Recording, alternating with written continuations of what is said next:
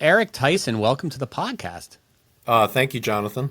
You are just the guy that I need to talk to. I think that so many people need to talk to about our finances. It's a very interesting time for many people financially, and especially if you happen to be in your 50s, which we are going to focus on today. I think before I get into my list, my laundry list of questions for you, and my SOS, my SOS flair, I wanted to just get a little background. Like, how did you come to your position? What's your background, and how did you get into writing all these great personal finance for dummies books? Yeah, good question. So, yeah, I was based out on the West Coast in the San Francisco Bay Area. I was doing personal financial counseling and advisory work. I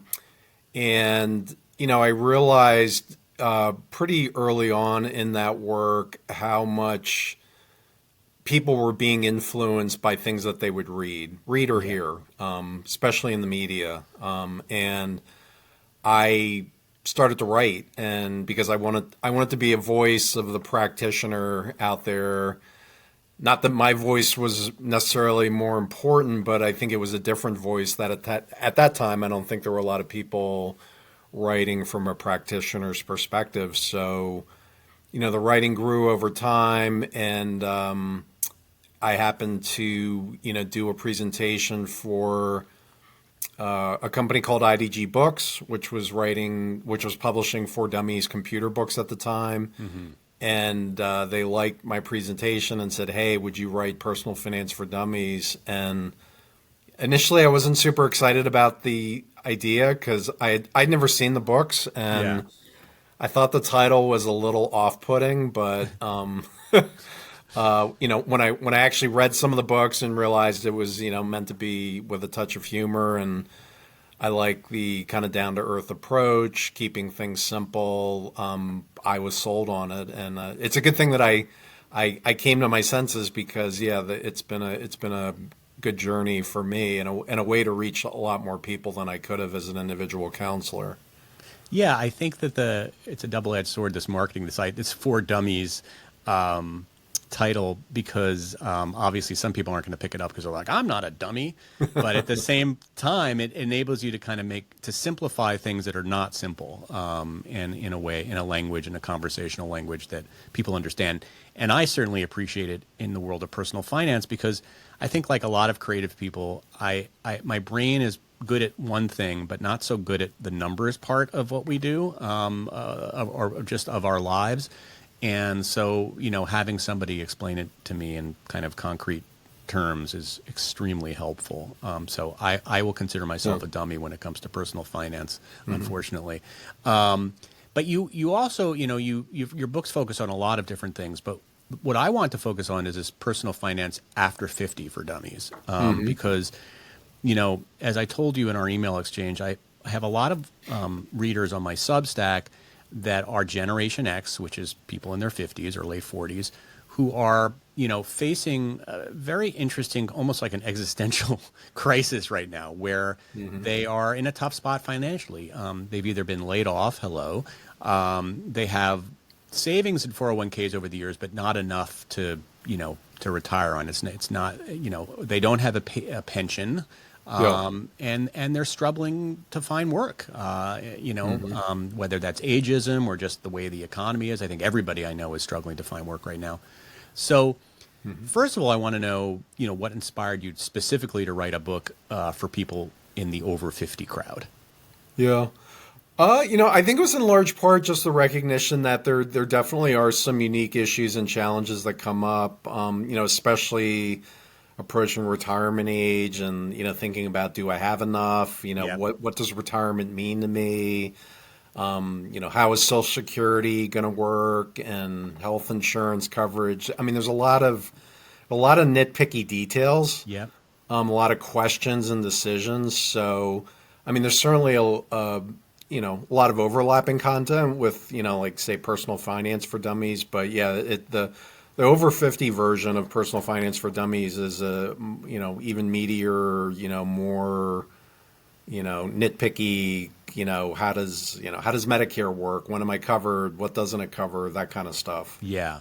Well, I want to cover some of that. Obviously, they're going to pick up your book to get really the nitty gritties. But I'd love to like at the end of this conversation, at least people listening to have a little bit more confidence or a little bit more of a plan about what they are going to do if they find themselves in this situation. So, and so many of us find ourselves in this situation. I mean, I personally, have had full-time jobs most of my career, but in the last 10 years, I've been laid off, I think 4 times. And I think, I'd never been laid off before. So the first time I was laid off, I was like, what the hell is happening? And again, I stressed I was laid off. I wasn't fired. I think it's obviously a different thing. And we can talk about that, meaning that my position was eliminated and I was able to collect benefits, et cetera. But still being laid off is quite a blow. And I think one of the things, now that I'm in my 50s, that I'd love to talk to you about is this idea of like maybe not having enough saved, to kind of go into my sunset years. And of course, my sunset years are probably 20 years away anyway. But feeling like, okay, I'm 50. I'm getting a little tired of the grind, and I'm starting to think about life when the kids are out of college and kind of simplifying it. And, I think in past generations, a lot of people might have thought, okay, 50s is when I start, winding it down, and then 65 comes and I can retire. But what I feel like for so many people in our generation, if you didn't invest early, put tons in your 401k, and who knows if your 401k even has, is even going to be viable in 10 years, who knows, but that they feel like they just don't have enough. And to kind of like, and again, I guess 65 is the retirement age, the sort of magical retirement age. I think so few are going to be able to retire at that age. But is it too late? Like if you're 50 and you don't have a whole lot in savings, you read these finance books and it's always about it's always advice to like people in their 20s. And you're like, oh my God, that ship has passed. Like, so is it too late to catch up? Like, what advice would you give to like late starters to build some financial security, in their 50s? Is there anything you can do? Yeah, well, I mean, I guess at one extreme, it's, you'll hear stories about, you're going to need millions of dollars and, start in your 20s, the power of compound returns and compound interest. Yep. And at the other extreme, you have, people saying it's never too late. I mean, the truth, I think, is somewhere in between. It always is. For a lot of people, it's nuanced. I mean, it's certainly never too late to make progress, but ideally, you start saving money when you start earning money. But the reality is that a lot of times when people are in their 20s and 30s, that they don't have the focus to do it. They don't have the cash flow to do it. Stuff happens, or maybe they didn't have the meat. Yeah, they didn't have a 401k. Their company didn't have a 401k, so they didn't really know how to do it, right? So it's like, maybe I was fortunate, that we had a company 401k, but still, like it's not enough. Like I look at that 401k and I can't believe all those years with a 401k and that's all that's in there. It's like shocking. Yeah, yeah. So what I think one of the important things for folks to do is to. It's a good time and an age to crunch some numbers, to see, all right, given my earnings history, for example, what can I expect from Social Security?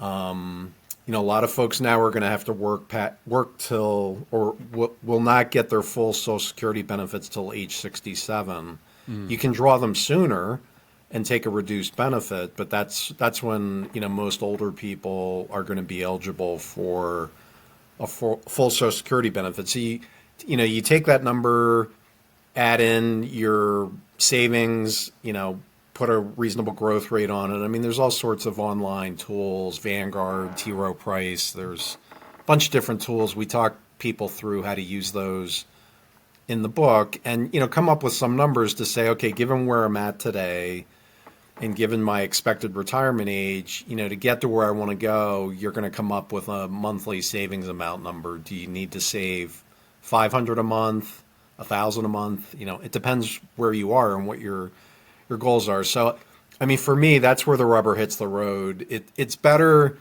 Most people haven't crunched the numbers, or if they've done it, they haven't done it recently. So I think until you actually look at the numbers and crunch the numbers, and people who have math phobia, like, don't be put off by me saying crunch numbers. I mean, this is really simple, you know. Right. I mean, some of the online calculators, you literally can do them in a matter of minutes just by answering some very simple questions. Are there any online calculators that you suggest? Yeah, Vanguard and T. Rowe Price and actually Fidelity all have very simple but highly useful tools, calculators. Okay. They'll have you answer a series of questions, and they'll give you some answers about where you stand. Schwab also, so you can use more than one Right. tool. You know, you're Compare and contrast. yeah, and you can pretty quickly get some sense of where you stand from those. You mentioned finding out about your Social Security and how much. Is that pretty easy to find out? I've never attempted to figure out how much I'm owed by Social Security. Yeah, well, you know, many years ago, they used to mail out an annual benefit statement, and they haven't done that for quite some time. But what you can do is go to the Social Security website, set up your own account, answer a number of questions to make, you know, verify your identity, and you can see your personal account history on there, which ideally you should do every few years anyway, because